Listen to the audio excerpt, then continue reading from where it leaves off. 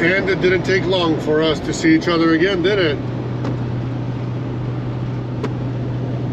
Still that dolly's rattling back there. I had no time to even put my straps away. I had no time for anything. I just really threw it in there and that's it. I've got a big mess. I've got the pallet from the other load. I've got all kinds of junk in there. Nothing's strapped up. Everything's all rattling. You can hear the wheels spinning on stuff on my dolly on the hand truck. Anyways, what I was gonna say, while we're on the subject, same subject that I did the previous video on, I'm kind of in that zone to keep talking about the dispatcher. Since I'm the dispatcher, what I want to ask you is, do you trust your dispatcher? Do you trust your dispatch? Do you trust that he's not going to send you to some weird place and just leave you hanging? Do you trust your dispatch that they're doing really everything in their power to keep you booked, to keep you going, so on and so forth? Well, that trust in your dispatch is kind of a united trust slash mirror trust is how it should be, between you trusting your dispatch and your dispatch actually trusting you. If you trust your dispatch, that has nothing to do with anything unless that feeling is mutual, unless you're doing everything you can be always, you know, unless you're giving it all you got every time. I know that not every situation requires you to for you to give out everything you've got. You just kind of maybe mellow, doing your thing, doing the bare minimum that somebody asks you, and you know, so on and so forth. If nobody asks you if you're going to be on time, then even if you're running late, you don't tell anybody anything, and then you keep running late here and there, and then you know what? The dispatch doesn't trust you. You know, if a driver does that to me, you know, it's time to be on site soon, and driver is just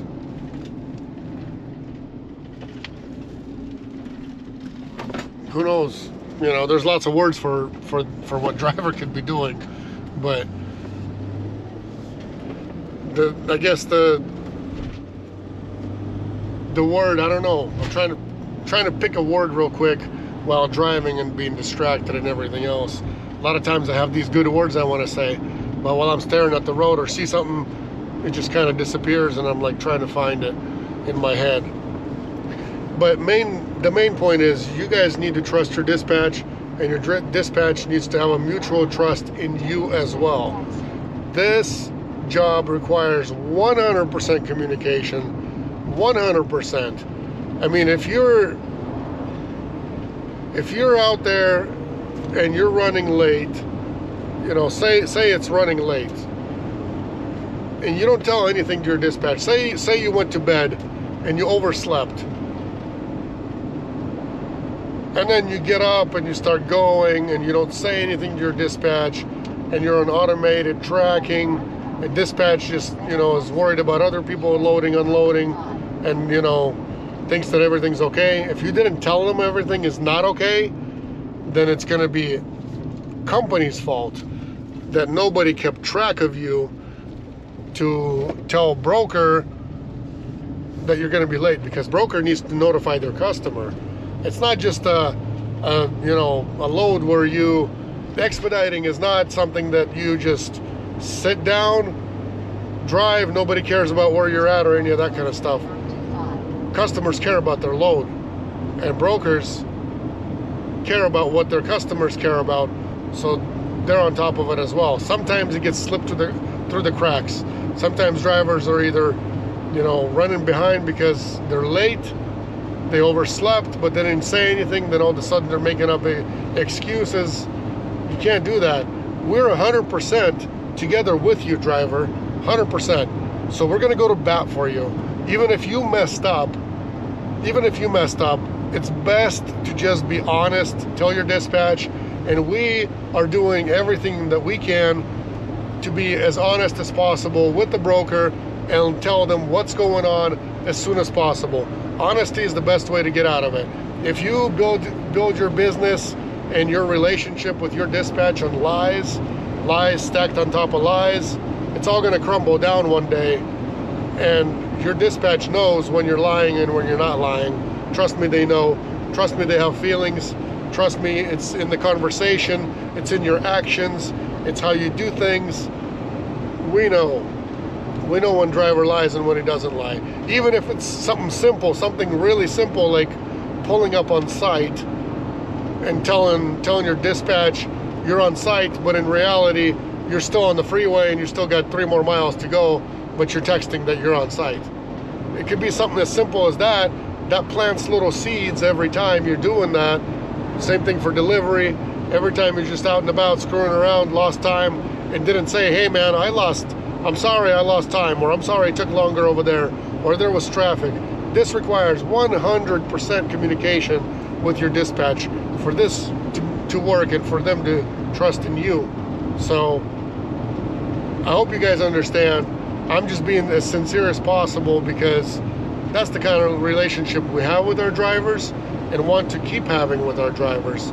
I know we've got, new people. Sometimes people come and go, but the sincere ones, the loyal people, we're loyal to the driver, so we expect the driver to be loyal to us and to just be honest.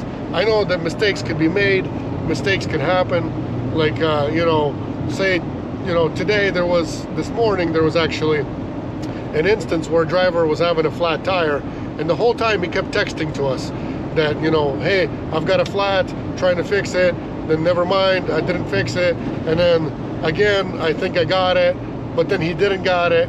And so, all this, as he's updating us, we're updating broker. He ended up being an hour and a half late. If you're watching, I'm not going to say your name or anything. I'm just giving a perfect example of the perfect situation that you handled yourself perfectly. And we're not at fault in this. Yeah, there was time to that, broker's going to be thinking, they didn't say it, but I know in the back of their mind, they're probably thinking, well, they had all night and all day to get it there. And then, he slept at home for the longest time and then left when it was so close, and then ended up having a flat. And if you would have, kept going yesterday, would have arrived on site, probably wouldn't have had a flat. Probably not, but it happened. The main part is the driver was 100% communicating with us. We were 100% communicating with the broker, sent him pictures, sent him where he was, sent him when he stopped, sent him when he kept it going, sent him again when he's changing tire, sent him the new ETA, so on and so forth. All of this builds trust between you as a driver and your dispatch. It also builds really good trust between us and the broker and their customer. So in the end, everybody wins. Even though driver was an hour and a half late, customer knows what's going on because broker kept him updated, because we kept broker updated, because driver kept us updated. If driver didn't tell us anything and we would have been waiting for him to be on site, and all of a sudden he's like, hey man, I'm still 100 miles out or 150 miles out, we're going to be yelling and screaming going, what's going on? Why didn't you tell us anything? Then he would have been 100% at fault, and he would have had a big rate reduction or probably even no pay for that load because that happened. So 100% is key. So I want to ask you again, do you trust your dispatch? And does dispatch trust you? Because if that's all together in one and it's a yes, that means that broker who gives your dispatch a load trusts in them too. In the end, their customer trusts the broker. So it's all one big happy family all together. Broker and customer, dispatch, and driver. All together, it all plays a big role. Let's go pick this load up.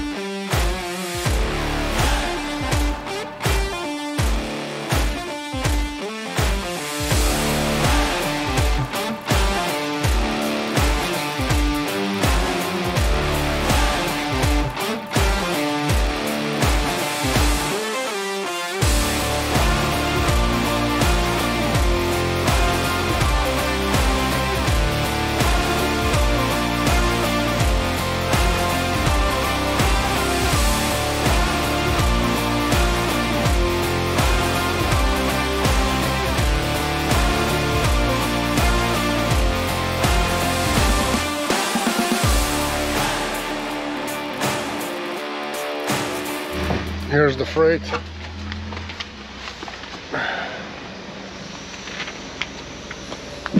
So this piece needs to be reloaded to another van, and it's 700 pounds and it's one piece.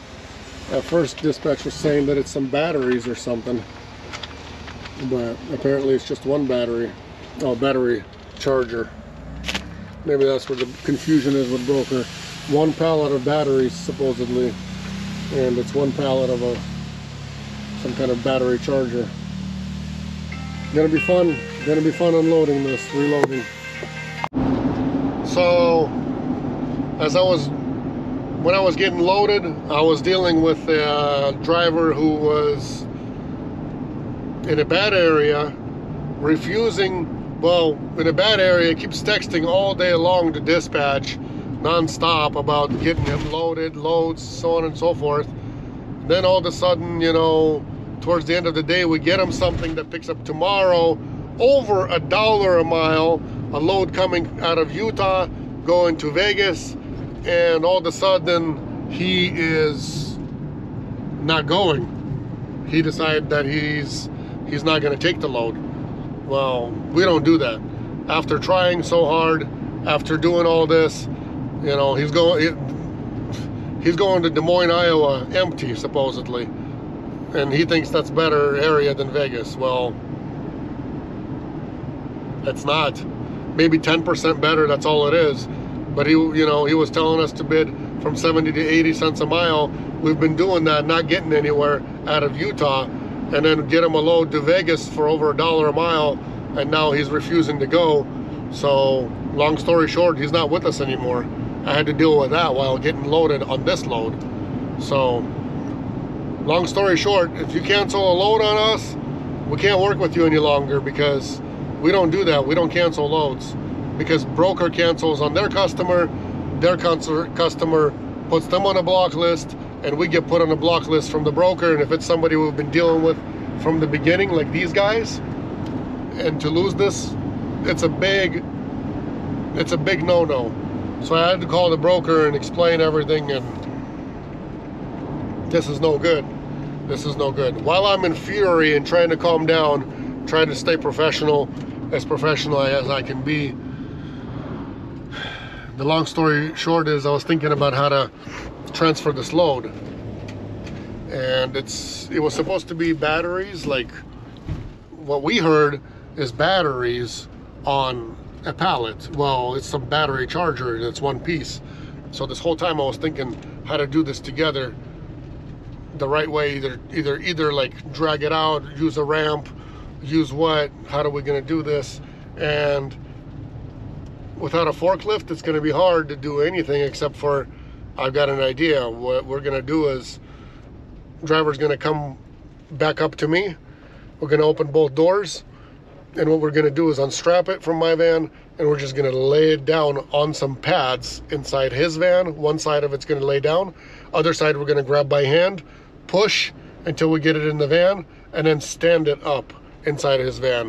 And that's really the only, kind of like a long refrigerator that doesn't fit anywhere. So lay down, push, and then stand it up, and then tie it down. It'll ride sitting up. So that's really the only easiest way that's not going to require a forklift.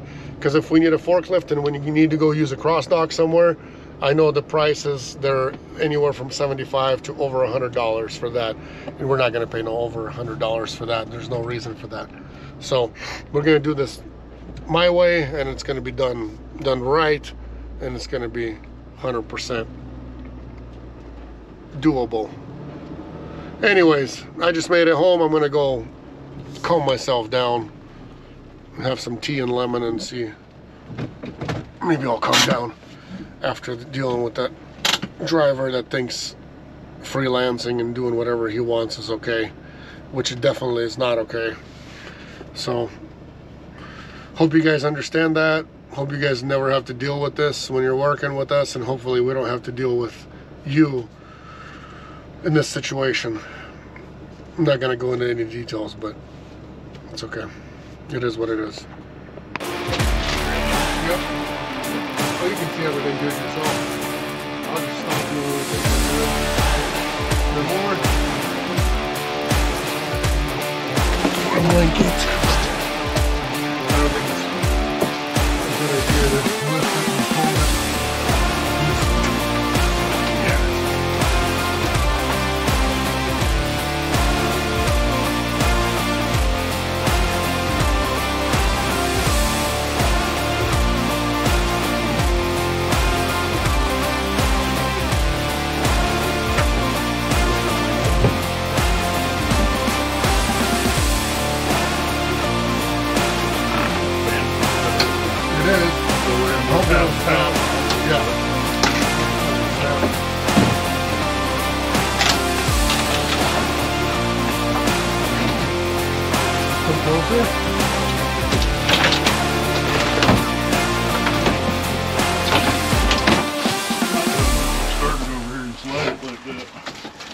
Maybe you can give me a bigger pain in the butt versus tipping it back. Well, now it's going to snap your bumper. You want to lift it?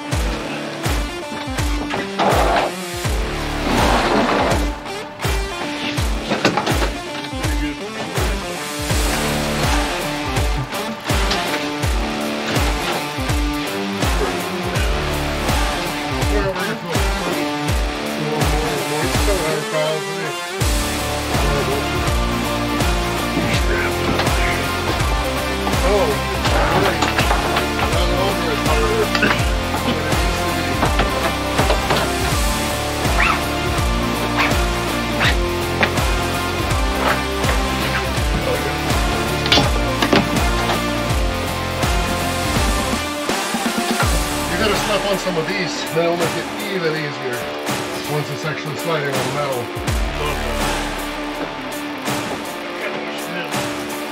You ever seen those pneumatic rollers? Yeah.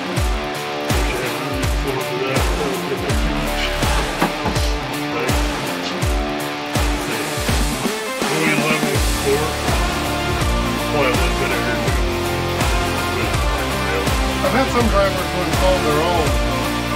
Supposedly just as good as easier. I'm like, a strap and a hook and who cares? Let the fork do the job. Yeah, no doubt. Yeah. And that's it. He's off to Colorado with that thing. Needs to deliver tomorrow by 9 p.m. And I don't know how many miles are left from Spokane to there. I'm not sure exactly, but there's time. He'll have time to nap still and everything else. And it's good we transferred it over, you know. Jeremiah is stronger than I thought he was, honestly. So it was all good. Thank you, Jeremiah, and hey, good luck with everything. You know, we always do our best to keep you guys rolling, and you know, it was just today's part of the job, unlike any other day. I'm happy to do it, happy to grab it for you, and you know, thank God that it paid your trip miles to Spokane, you know, as well, to come pick it up, because from Portland it was horrible. It's been horrible, and I don't know how long it's going to be horrible, but pretty slow, pretty bad. So out of a dead area like Spokane area, when a load came out, there's nobody else here. They just, you know, they paid that deadhead as well. So it's all good. You guys, thanks for watching as always. If you want to join the fam, email address will be in the description down below. Description down below. I'll leave it down there. If you guys want to come and work with Eagle, welcome. If not, that's okay too. Keep watching the videos, keep getting the information, feeding yourself with some positivity, hopefully. And, you know, maybe someday, maybe not. It's all up to you. You're the driver, you're the decision maker, who you want to work with. So take care, guys. We'll see each other on the next load, on the next video. Be blessed. Maybach music. Can anybody out there